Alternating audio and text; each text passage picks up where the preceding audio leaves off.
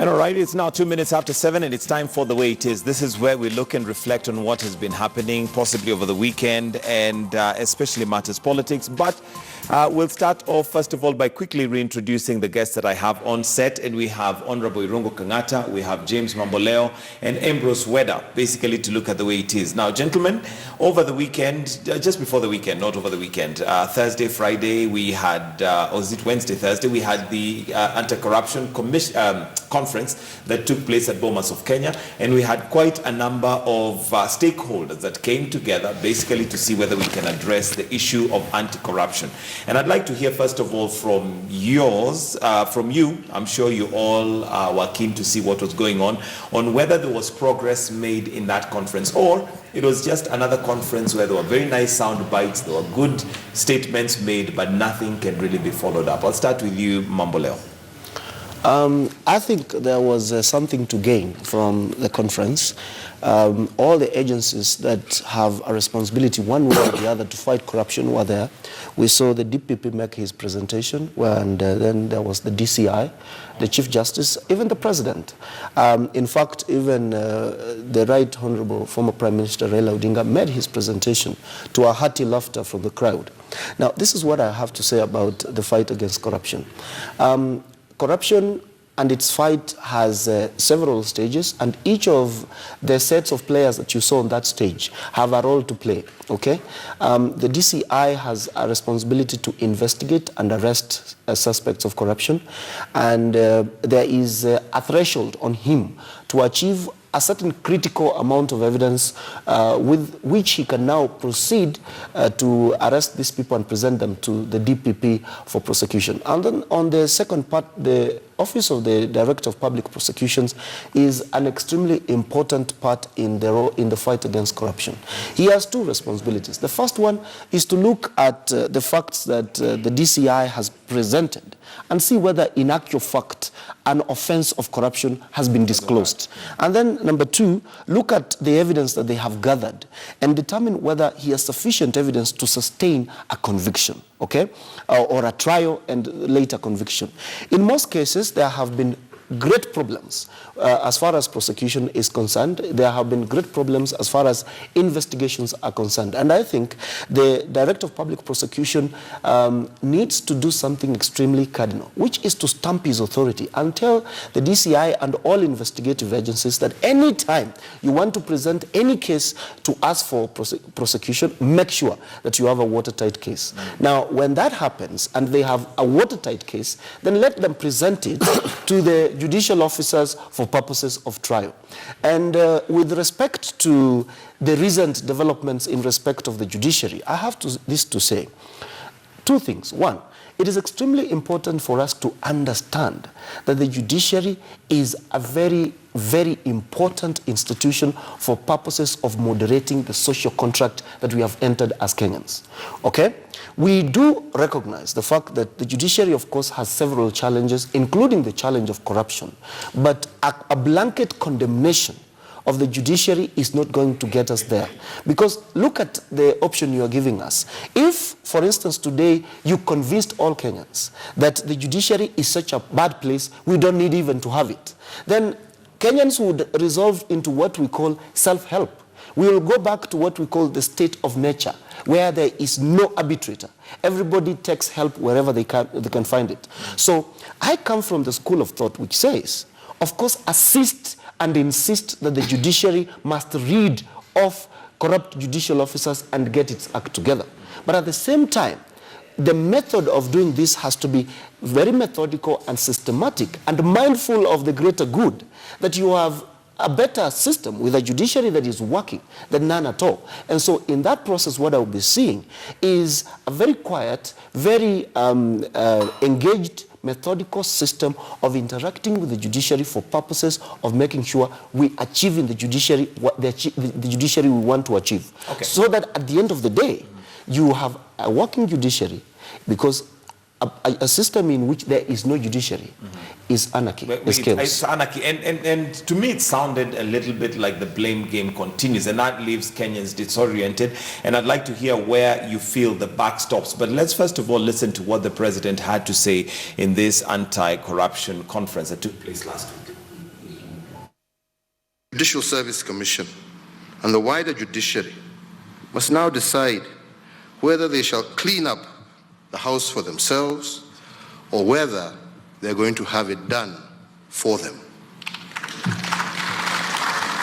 That is not to say that we should not have a vibrant and independent judiciary. We must never compromise on the protections under the Bill of Rights, nor erase the gains that have been made securing Kenya and making Kenya a more just society. We can have a judicial system that resonates with the aspirations of all Kenyans, as well as one that secures fundamental rights and due process. We must all ask ourselves, are we with Kenyans in the war against corruption, or are we against them? All right, Irungu Kangata, you're a lawyer, and the president alluded to the fact, to a statement that he made previously, and I'm sure many of us will remember when he said and asked the question, what more can I do? Because it seems to him that everything basically stops at the judiciary. Do you agree with that? Has he done all that he can do? Yes, I agree with him 100%. And the criticism by Uhuru Kenyatta against judiciary is objective. The issues they are raising, they are objective. And I'm going to give you just two examples. One which was raised during the conference. Number one, here you have 4 persons who have been charged with a very grave offense of murder. 4 persons. They make an application for bond. 1 is released, 3 are not released on bond. Those who are not released are common poor people. But the one who has been granted the bail is a governor of a county. So you wonder, is this fair? What message are you sending to the Mwananchi? That if you are powerful, you will maneuver and get bond, your application will be granted. But if you are a common Mwananchi, you will not get bond or bail. And whereas the offense is the same. That's number one instance. Number two, second instance, is the one which Raila Odinga talked of, where persons have been charged outside Kenya, they have been found guilty. Those who are in that jurisdiction were convicted, and there is money that has been frozen by a court in New Jersey. But then again, here in Kenya, Kenya commences procedure of extradition. What happens? Those people go to court, they obtain injunctions, they maneuver their way. Up to now, that matter has never been determined. For almost 5 years. Surely, is that justice? And these characters who have been able to maneuver that, they are powerful people. They are people, one is a former minister, the other one is a former CEO of a major parastatal. Now you wonder, surely, is that justice? Is that justice? So the point is, the point Uhuru is raising, and by the way, I wish CJ understand where this will end. And he ought to look, if I were him, I would look for advice from a person who has done political science. When you see Uhuru talking, when you see Raila talking, when they converge, that is called a constitutional movement. Because they are representing. And what are you referring to? Are you then saying that the judiciary might be under an extra magnifying glass from the executive? Yes, I foresee a major purge. What about the independence of the judiciary? Because then that has been the bone of contention. And the question is, they are independent. They do their job based on the evidence placed on the table. Those 2 instances that I've given you have nothing to do with evidence, in the sense that here the complaint is about timelines. Timelines. First, of course, there is an element. We are talking of 2 persons who have been, where there's an application to extradite them, and that somehow they get reliefs through various maneuvers. All right, and it's good it's even good you bring up the question on bail and bond, because shortly we're going to be having Lady Justice Jessie Lasit, who's the chair of Bail and Bond Implementation Committee, and hopefully will be unraveling for us what the rationale behind all that. But let me come to you. Can I also comment? Yeah. And the funny thing also, and the push is also coming from other quarters, in my own opinion, who are also getting aggrieved by the courts. And I'm going to give you 2 other examples. Number one, this current ruling against Muslims is going to... The one on hijab. On hijab. Has now... yes, it has now become a major grievance by the Muslims. So meaning now the Muslims will now join the bandwagon of Uhuru. Number 2, no, it is true. Number 2. No, No, it's a reality. You cannot speak no, it's on a their reality. behalf for 2 reasons. Allow me also to, even me, I have a grievance. Even me, I'm a grievance. I'm a Christian, a conservative Christian. Bring it on the basis of your grievance, not on behalf of the Muslims. Fine. No, Duale has spoken. He has said he is very aggrieved. No, okay, let me see also on my own opinion. I strongly believe vast majority of Kenyans, 90% of Kenyans, are religious. True or false?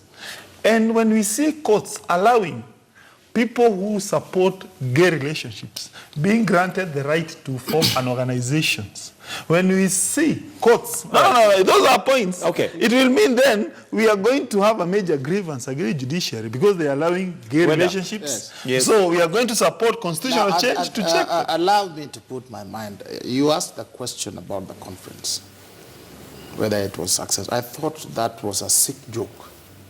What, the conference? The conference itself was a sick joke.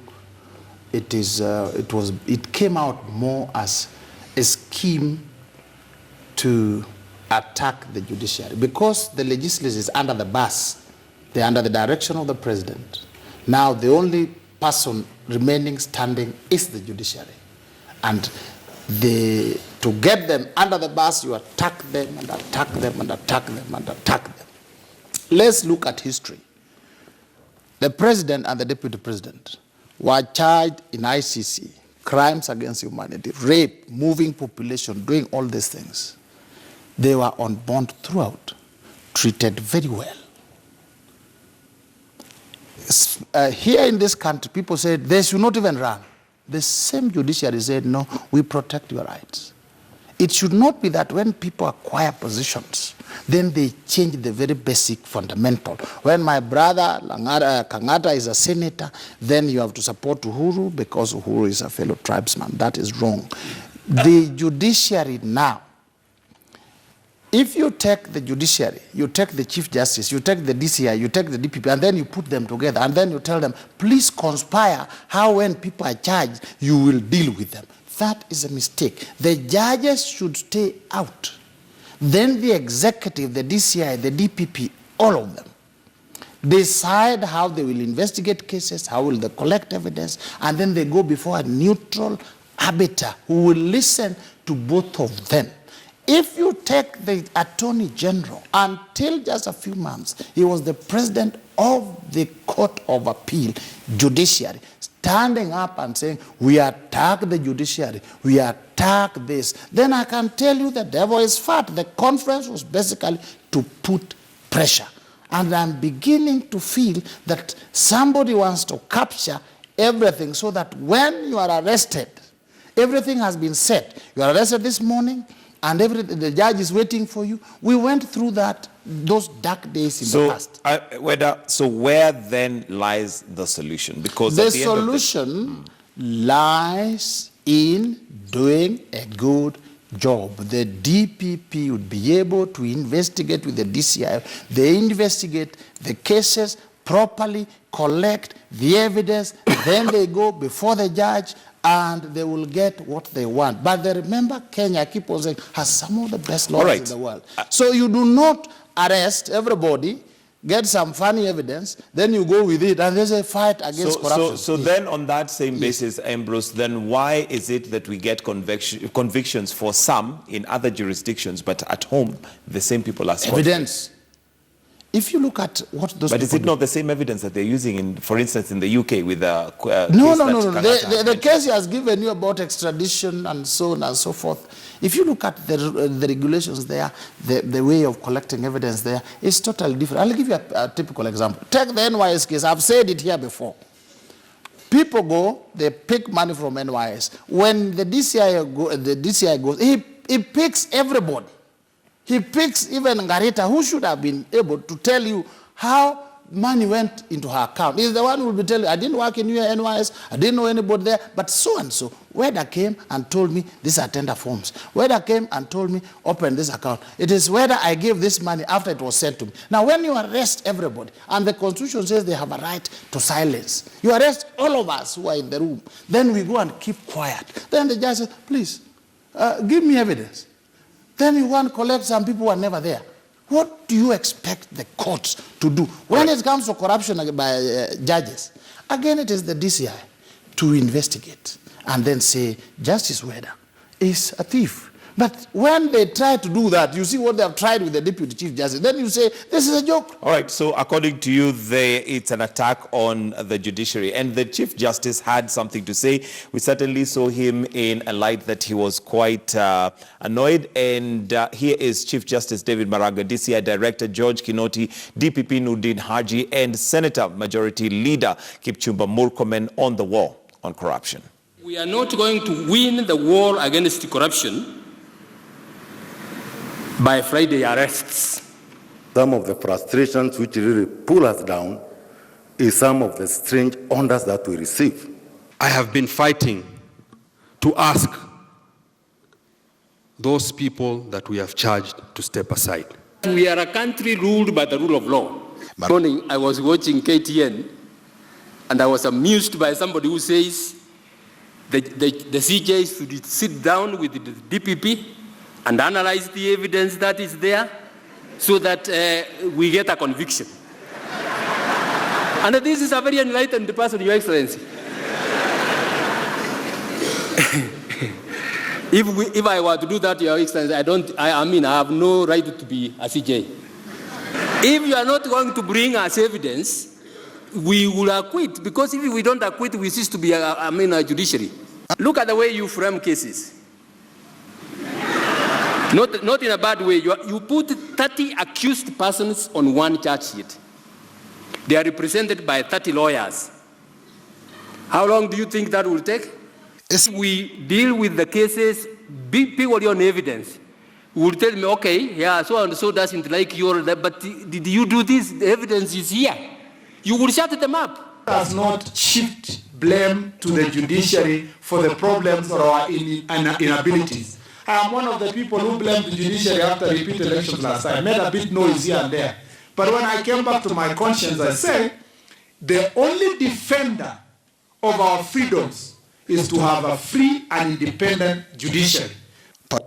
James Mamboleo, Weda says that it looks like an attack on the judiciary, which is unfair. Do you agree with that, or are you of a different opinion? And also, the DCI, as much as Weda says is where the buck would stop in terms of investigation, he mentions there that there's some strange orders.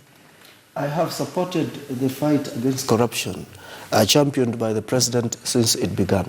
And I think the president is well on course, and he has made a very serious step, which probably his predecessors did not make from independence. But I'm extremely ashamed that my former classmate, Irungu Kangata, can air what he's airing on television. You see, let us agree, okay? If we are fighting corruption in the judiciary or in any arm of government, let us do it the right way, all right? We have a constitution in this country, and that constitution, by the way, requires that we have an independent judiciary. Correct. And then we have in the criminal justice system what we call the Criminal Procedure Code, which guides magistrates and judges on how to take evidence and try suspects of all offenses, including cases of corruption. And so if you want a summary procedure in which just for the mere fact that you have arrested a person, okay, that person stands convicted, then you don't have to take them to the judiciary. In fact, you can even go ahead and give an order to shoot to kill.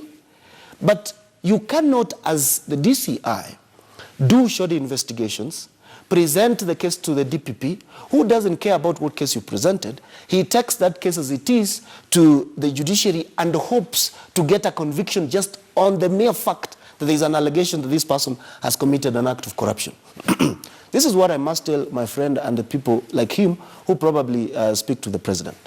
The president is the first person who needs to lead the fight against any attack against the judiciary. Because in the long run, if we proceed like this, we will get to a point in which everything will go, okay? And this time it will be the judiciary. Next time, it will be something else. Remember, there has been a time in this country when even the president could even suspend judges. The president could actually, there's a point in the 80s in which the security of tenure of the judiciary was taken, so that the president could appoint and fire judges. And this is what I want to tell His Excellency the President, who I support, that the first thing he needs to do is also to take his pen and fire these people in his government who commit acts of corruption. Because why, as the president, would he leave them to continue serving in office and then ask the judiciary to fire them for him, okay? You saw Nuruddin Haji saying that they have been fighting and these people all are still in office. Let the president kick out his ministers. On what basis? Corrupt. Because again, it's going to be a case of firing them when there's no evidence. They've not been put before the court of law. Precisely the point. Precisely the point. So if the president doesn't think that he has sufficient evidence to fire them, so why would he expect the judiciary to do it for him? This is what we must tell His Excellency, that don't listen to people like Irungu Kangata. Do this. There is a constitution which says that if a judge has been alleged to have committed acts of corruption, there is a process to be followed until this judge is found either guilty of that allegation or not, all right? For every suspect who appears in the court, the Constitution guarantees a presumption of innocence. You know, let us not take bail and bond, for instance, as a punishment. Let us not take the process of arrest as a punishment, that, you know, I have adjudged you already guilty, and so I'm going to arrest you on Friday so that you feel the pain of having to stay in the cells until Monday. Because then what the security agencies and the investigative agencies are saying is that they are adjudging guilty the people they arrest even before they have taken them to court. There is a process. If you want to suspend that process, suspend the Constitution. Irungu Kangata, are you clouded by politics to a point where you now, because you're a lawyer, and I would imagine that there are certain guidelines that the judiciary follows in regards to convictions, and you seem to be suggesting that some of those are either not being followed properly, or is it a matter of politics taking more weight than what really the court of law should follow? No. The complaints that we are raising has nothing to do even with the issues concerning convictions. We know as of now, we are yet to reach a stage where we shall be talking whether was evidence adduced properly. No, we are not talking about those issues. We are talking of objective grievances. Yeah? We are talking of one, for instance, the issue concerning speed.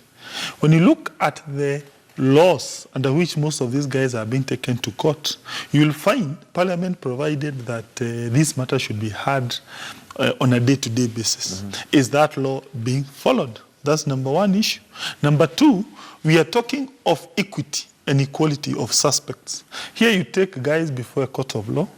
These poor people are treated differently vis-a-vis these powerful people. What kind of message are you sending to the common man? When you say they're treated differently, on what basis do you come up with that conclusion? Well, I've given you the case of Obado.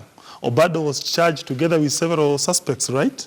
How come it is only Obado who was granted bail? I wish all those other suspects were granted bail, or he remained inside. He did not get bail. But when you release one who is powerful, what kind of message are you sending to the wananchi? No, surely they have talked for a very long time. I haven't talked, and I'm the only one you've made your point. You've made your point. No, I haven't. I haven't. Number two, so the key point which I want to emphasize is that as of now, the complaint that we are raising, which the president is raising, here the emphasis is on one, speed. Number two, equality of suspects. And number three, you give orders which then start to torpedo investigations. I'm going to give you an example of the case of National Lands Commission chairman. Yes, it is true, of course, he was granted bail. That's not an issue. But then again, investigations stop after the prosecution case is closed. That is the law. They don't stop after you charge a suspect. They can continue until you close the case. So therefore, National Lands Commission offices are still an active area on investigation. There are papers to be retrieved. There are some documents to be obtained from that office. And therefore, when you then allow a suspect to go back to the office, there is every likelihood that person may interfere. Now, look here. He went back. Some computers got lost. How do you explain that? Now, I think it's very sad that a lawyer who knows what the Constitution says about people holding constitutional offices should talk like that.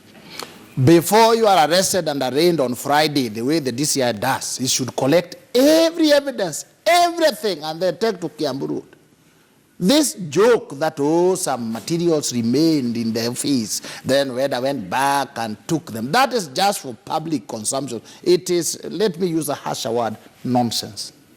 Number two, the bail process. You can go before a judge, ask for bail, she or he refuses, then you have another option, go on to the Court of Appeal. Even if you lose there, again you have another time, one day when you think the judge has thawed down and things are well, and again you reapply and say, my lord or my lady, now reconsider. It's always an open option. So if somebody does not get it today, he has the Court of Appeal, they have to ask again. It is not something where you say the judiciary is treating some people rich, some people poor. Some people are given bail, but they can't afford. Sure it is, they can't afford the money. That is not the mistake of the judiciary. But even that, you can still go back and say, you ordered me to deposit 1 million shillings, or you ordered me to provide. I can't reduce it. Along the way, I've seen several. They reduced to 500, 300. So those options are there. So to come here on there and say, hey, that's wrong. The attack on the judiciary has not been speed. It has been that people are given bail. There is a thinking outside in the executive led by the DPP that people should not be given bail. If you are arrested on Friday, you stay in. Then when you go to court, you are kept until your case is heard, so that you are punished, so that even if you are acquitted, you have suffered. I keep on saying the president and the deputy president faced ICC, the biggest court in the world, crimes against humanity, rape, whatever. They were never even locked in for 1 second. They went there and they were treated like kings. They came here, we elected them as presidents. What's wrong now? Just people being accused of corruption, that they don't want them even to get bail. They want to attack the Chief Justice, you want to attack every judge, you want to attack everyone. That should stop. Let us get the best investigations. Let us get a few people. If 10 people steal, get 2 of them. Put evidence, put people, lock them in, and it will be over. But attacking the judiciary left, right, and center, when I can say the problem is with the DPP. All right. She's doing drama. Mambo Leo. In the fight against corruption, because this is a legacy issue for the president, Kenyans are not dying to see that clerk at NYS locked up. Kenyans are dying to see the principal perpetrators of those crimes. They want to see the cabinet secretaries, okay? Kenyans are dying to see the CEOs of parastatals, governors go to jail, okay? So let us not confuse issues. Let us not submerge the idea of fighting corruption in a sea of confusion like my friend Kangata is doing. Let us advise the president objectively on a way in which he can win cases. Look, if the DPP wants to win a case, the fact alone of charging 40 people on one charge sheet means that this is a case he has lost ab initio, okay? It's DOA. So, because, look, there is no way that a functional office of the DPP brings a matter to court and then requests the court to extend time, lock up these people so that he can go do further investigations. It is assumed that by the time they arrest and charge someone and take them to court, they have done their job. Because on which basis, on which evidence then did they get convicted that this person has actually committed an offense for them to bring them to court? So these are the issues that the judiciary is raising. And let me tell you, thousands and thousands of cases happen in the judiciary successfully every day. People are convicted, some are acquitted, and it is happening, okay? Now, we cannot say that because a few people, have now been brought on cases of corruption and we have not seen a conviction that the judiciary has failed. And I think this characterization that is only poor people who get convicted of offenses is actually wrong. We saw the other day the former City Hall town clerk, Gaku, And may God rest his soul. He was convicted of an offense. But do you know why? Because in that particular case, the DPP acted a bit more cleverly, got some people inside City Hall to actually admit to the offense and assist the state witnesses. So you probably need to ask the question, does the DPP have the necessary tact with which to deal with corruption? Okay. I want us to also just highlight something before we wind up, and that is also the suggestion and the from the president that one of the things that needs to be done is a bill to be passed on conflict of interest. And this is when you have civil servants who also engage in private business, and that becomes a big gap when it comes to money seeping into their pockets. Irungu Kangata, is that something that you think you as a senator would be willing to pass as a bill, where there's conflict of interest, evidently when you have a state officer or civil servant who now doubles up and does business? Yes, I support the suggestion by the president for several reasons. Number one, that when you are in government and then you do business, it means you are 2 steps ahead compared to the average population. By virtue of being office, you have access to information. You also have access to capital, and therefore that competition will be rigged. In liberal market economies, we argue that all parties should be equal and the information should be the same. But that notion where a civil servant can do business, it means that person has what we call preferential information, preferential advantages, which is very unfair. It distorts a true functioning free market economy. And pursuant to that, then corruption comes in. Because, of course, this is my company, maybe or my sister, which is now trying to tender for a certain tender. I'm the one seated there making the decision. All factors being constant, I'm going to ensure that company acquires that tender. Whether a reasonable it makes a direction lot to go. of sense. Now, let's not forget that there are various legislations on regulating conflict of interest. There are various ones.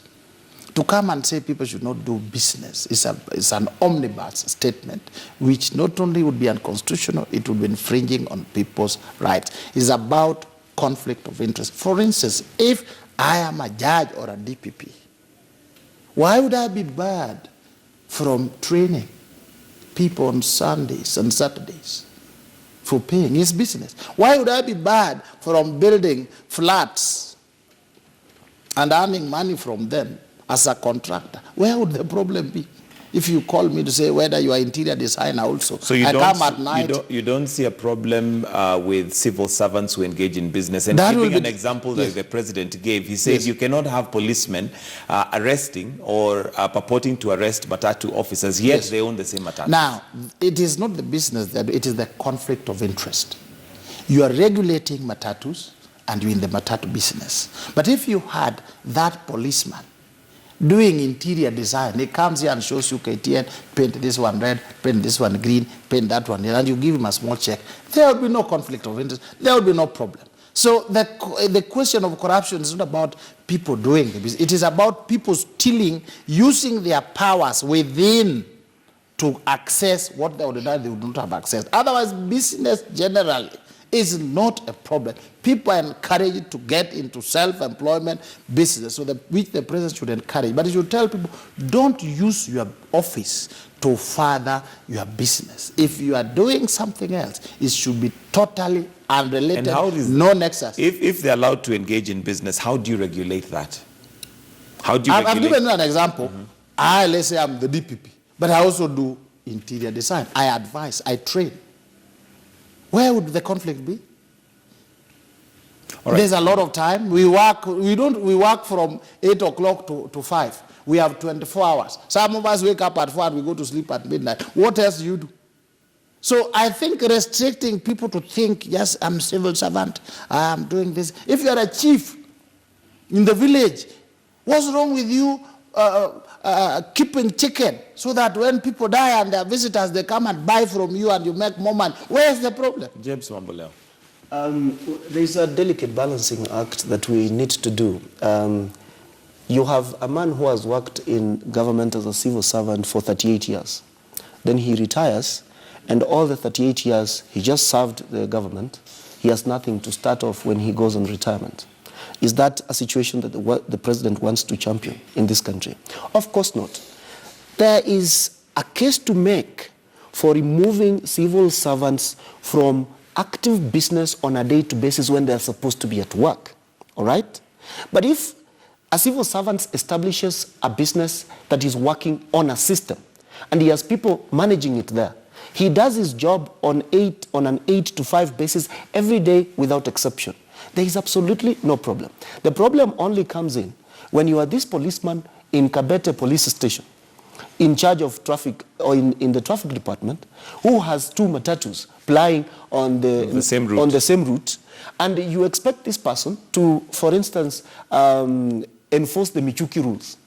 He would be in a very awkward position to do so, because if his matatus don't have them, how is he going to insist that all other matatus have to have them? Okay? So, as my colleague is saying, let us look on the fine details. Is there an actual conflict of interest or an apparent conflict of interest? If the DPP becomes a painter and he wants to take a tender to paint his office, then that is obvious conflict of interest.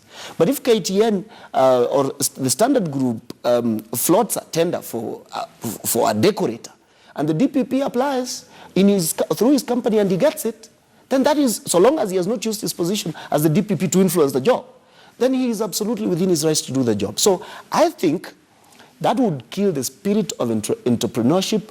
It would kill, because if you are a civil servant and you earn a salary, you can access a loan and you can start a business. So if you say all these people should not do businesses, teachers, policemen, all these people should not do any business, what you're going to do entirely is to kill the SME sector. And that is the creator of employment. We are out of time, and I just need your closing comments. In 30 seconds, Ambrose Sweda, your closing comments. I'm saying that I think as a country we must continue our resolve to fight against corruption. It is a sickness, it's a disease. And each one of us playing a role, please play your role honestly, sincerely, supporting the other, not attacking others. We are all on the same side to achieve victories. When you attack this, attack that, we shoot ourselves within and we will all fail. That would be wrong. Senator, your closing comments. Well, this problem of judiciary, in my own opinion, there are several ways of addressing it, and you have to compare Kenya and other jurisdictions. One of the probable remedy would be we introduce what is called an inquisitorial judiciary.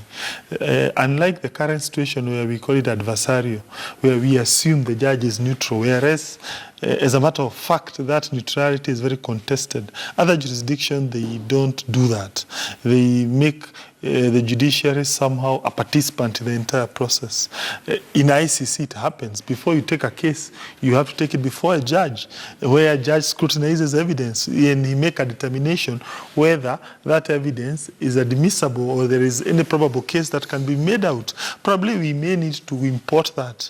Instead of being what we call adversarial system, we become an inquisitorial system, whereas the judges take a more proactive procedure. All right, Mamboleo, your closing comments. I want to support the president's fight against corruption, and I think every person has a responsibility to do his job. But most importantly, especially people who work in government, let government not be a place where people go to make huge supranormal amounts of money as the only intention they get to those offices. Let everybody ascend to office for the public good to go and serve. All right, thank you very much, James Mamboleo, Ambrose Sweda, and Senator Irungu Kangata. That's the way it is. It's now 19 minutes to 8 o'clock.